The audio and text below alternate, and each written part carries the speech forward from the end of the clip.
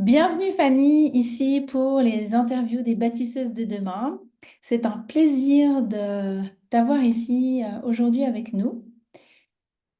Un grand merci à toi de m'avoir invitée, Sandrine. Je suis ravie d'être avec toi aujourd'hui.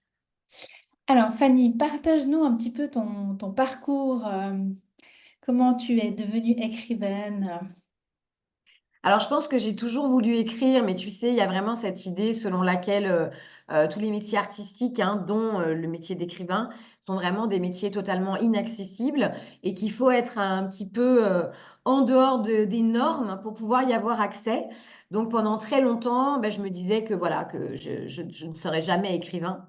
Et puis, j'étais aussi prof de français. Donc, j'ai passé en fait le concours pour être prof de français.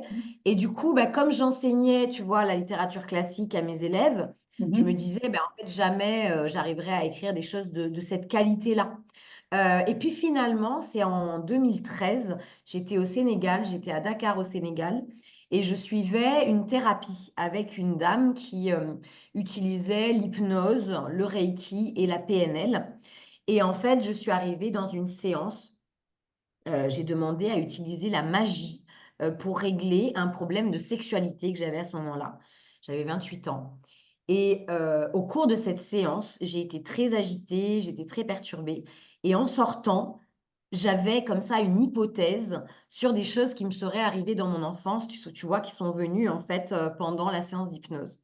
Et du coup, en rentrant chez moi, j'en ai parlé à mon compagnon de l'époque et il m'a dit, mais Fanny, tu devrais en fait écrire tes hypothèses sur ce qui s'est Mhm. passé. Sauf que moi, tu vois, j'ai pas écouté ce qu'il a dit. En tout cas, je l'ai pas interprété de la même manière. Au lieu d'écrire des hypothèses et de mener une enquête ou voilà, en fait, j'ai décidé d'écrire une histoire inspirée de ce que j'avais ressenti durant cette séance d'hypnose. Et c'est comme ça qu'est né bah, le début de mon premier roman. C'est comme si on m'avait offert sur un plateau une histoire à raconter que je n'avais jamais lue dans aucun livre et dont je me sentais un petit peu, tu vois, la messagère. Et ben pour une fois, je Mhm. me sentais capable de l'écrire et j'ai commencé. Et voilà, ça a été l'apparition de mon premier roman. C'est génial, Ouais, j'adore. merci. Moi aussi, j'adore cette histoire. J'adore la raconter. Et dis-moi, ça fait maintenant combien de temps Bah que tu voilà, donc écris? ça fait plus de 10 ans que j'ai écrit Ouais. mon premier roman. Et en fait, j'ai continué à écrire des livres en même temps que j'enseignais. Puis j'enseigne le théâtre et le français en Mhm. lycée et en collège. Et puis, il y a 3 ans à peu près, j'ai décidé en fait d'arrêter l'enseignement pour me Mhm. consacrer à l'écriture. Et donc, à partir de ce moment-là, j'ai commencé à faire des formations aussi pour les écrivains. Je faisais aussi du ghostwriting, donc j'écrivais pour les autres. Mhm. Et puis j'ai fait ça, tu vois, pendant 2 ans. Et finalement, moi, ça m'a pas convenu. Cette vie d'entrepreneur, Ok. c'était très angoissant. D'ailleurs, c'est comme ça qu'on s'est rencontrés, hein, au Mhm. travers d'un accompagnement avec Olivia Olivia Victoria Sotro. Et en fait, il y a eu un moment où, tu vois, le côté, l'angoisse de ne pas avoir un revenu tous les mois. Et Ouais. puis l'obligation, voilà, d'écrire, même quand parfois, ben, je le sentais pas, ou tu vois. En fait, moi, voilà, ça a créé beaucoup d'angoisse. Et à un moment donné, j'ai dit, écoute, Fanny, tu n'as rien à prouver à personne. Peut-être c'est pas le bon moment. Peut-être aussi que l'enseignement t'apporte aussi autre chose. Et du coup, Mhm. aujourd'hui, mon quotidien est basé sur les deux activités professionnelles. Donc, je suis enseignante à 80% et le reste de mon temps, je le consacre à l'écriture de mes livres et à l'accompagnement des personnes qui souhaitent elles aussi rentrer dans l'écriture. Et dis-moi, tu as écrit combien de livres? Alors, j'en ai écrit. Non, en fait, moi, j'ai quasiment publié tous les livres que j'ai écrits. Donc, non, j'ai publié une douzaine de livres sous mon nom Mhm. à moi. Donc, tu vois, j'en ai amené quelques-uns. Donc, il y a celui-là, par exemple, Pourquoi il ne faut pas tuer tout de suite son voisin. Il y a Cœur brisé sur la territe. Ou encore Je danserai avec ton souffle. Alors, comme j'ai Mhm. ma caméra qui est un petit peu bizarre, mais voilà, parce que j'ai mis le floutage Ouais. derrière.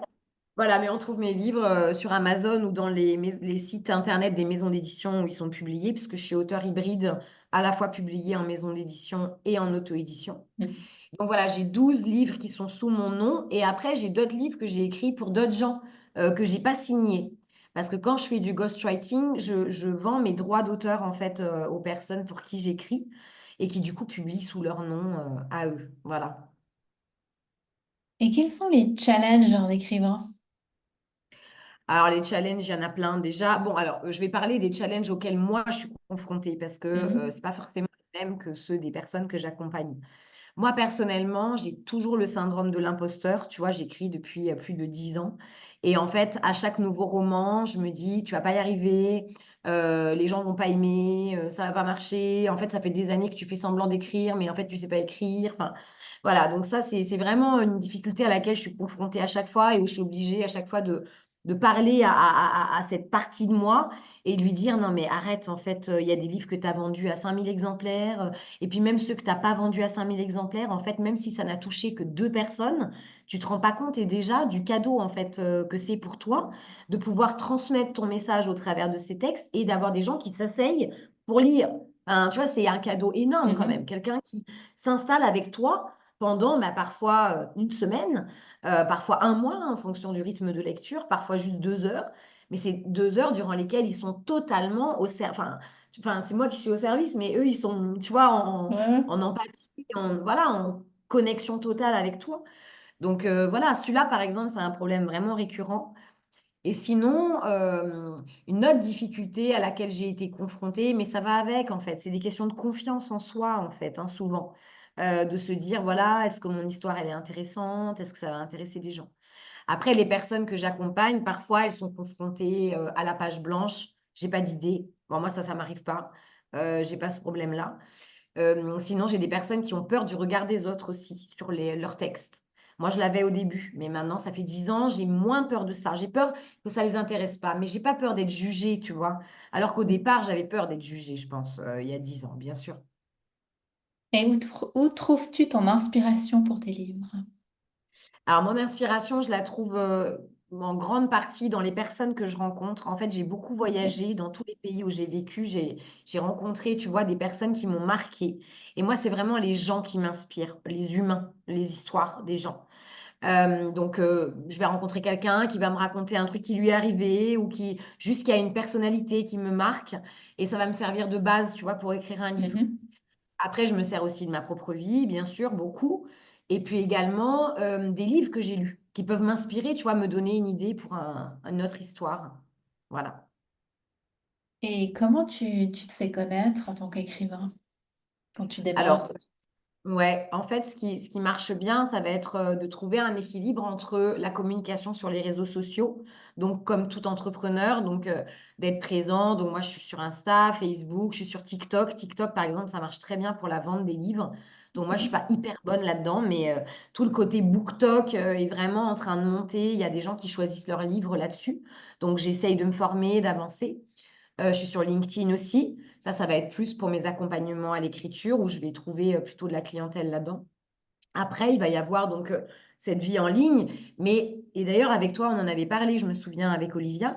Il ne faut pas oublier non plus la prospection dans le monde réel, quoi, tu vois, dans la réalité, C'est quoi. clair. Voilà, donc ça va être bah, tout le temps en fait. Bon, faire évidemment des dédicaces et des événements culturels en librairie, en salon du livre, en festival culturel, ça oui. Mais après, il y a aussi bah, dans ton quotidien, tu parles avec ton boulanger, de lui dire, bah voilà, moi je suis écrivain, j'écris tel bouquin. Enfin, de pas avoir peur en fait d'en parler tout le temps parce que même si ça n'intéresse pas la personne à qui tu en parles, ça peut intéresser un de ses proches en fait. Et du coup, bah toi, c'est une manière de te faire connaître. Le bouche à oreille, ça marche bien, ça aussi. C'est ça, tout à fait. Et puis, dis-moi pour toi, qu'est-ce que c'est une bâtisseuse de demain? Alors pour moi, les bâtisseuses de demain, alors déjà, c'est hyper important que ce soit au féminin. D'ailleurs, je trouve que dans la littérature, alors aujourd'hui, c'est moins le cas parce qu'il y a beaucoup d'écrivains femmes, d'écrivaines, d'autrices, de romancières, mais en fait, dans l'histoire, on a retenu finalement très peu d'auteurs femmes. Déjà, il Mhm. n'y en avait pas beaucoup qui osaient écrire.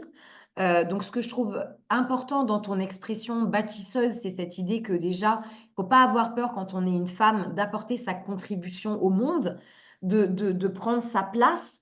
Et je crois que pendant très longtemps, on a pris notre place dans la sphère intime, dans la sphère privée, dans le foyer.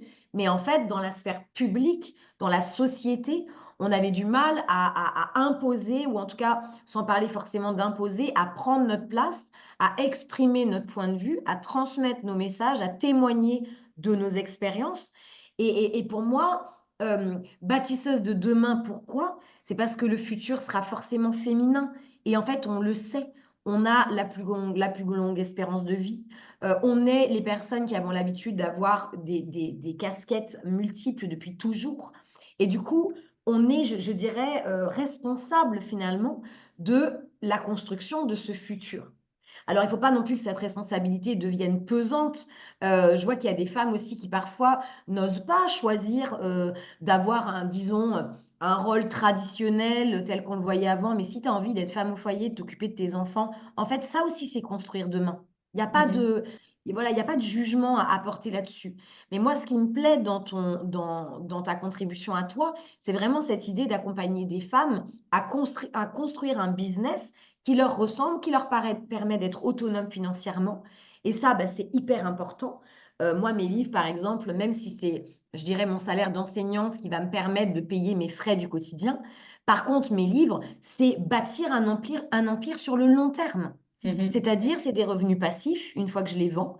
Et c'est ce qui me permet aujourd'hui de me faire plaisir sans prendre dans l'argent familial, tu vois. Ouais, C'est mon revenu à moi. Et ça, ouais. c'est hyper important pour moi. Et est-ce que tu as un conseil à une femme qui désire ben voilà, impacter le monde de demain, qui désire être une bâtisseuse? Oui, j'en ai 2. Le premier, ce serait, il n'est jamais trop tard. Donc de surtout pas croire qu'il y a un âge pour faire ça. En fait, il y a pas d'âge. À n'importe quel moment, on peut décider, voilà, d'apporter sa contribution, et ça, c'est pour moi un conseil très important qu'on m'a donné et que je crois aujourd'hui j'ai bien entendu, que voilà, on peut faire, tout ce qu'on veut à tout âge. Et le deuxième conseil, ce serait: il n'y a pas de petits pas. Il n'y a pas de petite contribution. C'est-à-dire que ce que tu peux apporter au monde, comme je disais tout à l'heure, tu écris un livre, ça va peut-être impacter 5 personnes, et c'est déjà énorme en fait. Voilà, de ne pas minimiser l'impact de nos petites actions. Mhm. J'aime beaucoup, merci. Merci Et à toi. une dernière question. Est-ce que, quel est aussi ton conseil ou, pour les générations futures qui arrivent, donc nos enfants ou les jeunes, les ados? Moi, j'adore les ados, hein. Je suis professeure en lycée et j'aime beaucoup mes élèves. J'ai vraiment un très bon contact avec eux et aussi j'aime beaucoup les enseignements que eux me partagent. Moi, ce que je leur dis très souvent, c'est qu'en fait, qu'ils ne se prennent pas, enfin, il faut se prendre au sérieux. C'est-à-dire, euh, ils sont jeunes, ils ont envie de profiter, ils ont l'impression aussi qu'ils savent tout, hein. C'est normal, on était pareil à leur âge, on était exactement pareil. Mais il y a quelque chose qui pour moi est très important, c'est ne te prends pas pour un imbécile, prends-toi au sérieux. Si tu as des rêves, prends-les au sérieux. Si tu as des ambitions, prends-les au sérieux. Mais qu'est-ce que ça veut dire? Ça veut dire mettre en place ce qu'il faut dès le plus jeune âge pour obtenir peut-être à long terme, mais à un moment donné, pour pouvoir réaliser tes rêves à long terme. Tu vois, quand j'ai des élèves, par exemple, qui me disent j'ai envie de devenir influenceur, ou moi je leur dis mais il n'y a pas de problème. Mais en fait, tu commences à poser les graines aujourd'hui, mais Mhm. tu n'as aucune idée du moment où ça va pousser. Donc, Ouais, qu'est-ce que tu mets en place comme stratégie pour pouvoir attendre, enfin, tu as compris, on n'attend ouais, pas ouais. vraiment, mais pour pouvoir te laisser le temps Mhm. que tes graines, elles poussent. Parce que ça va pas se faire en 2 jours, en fait. Enfin, nous, on le sait, hein, mais les plus âgés. Ouais. Et encore, je dirais que pas tout le monde à notre âge ont compris que ça prenait du temps. C'est vrai, Donc, tu as raison. Il y en a qui croient qu'il faut claquer des doigts et que ça marche, quoi. en tout cas, je te remercie beaucoup pour cet échange Merci à précieux. toi, Sandrine. C'était un plaisir. Et puis, ben, je partagerai sur les réseaux notre interview et n'hésitez pas à liker la vidéo, partager si vous avez aimé l'interview de Fanny et des bâtisseuses de demain.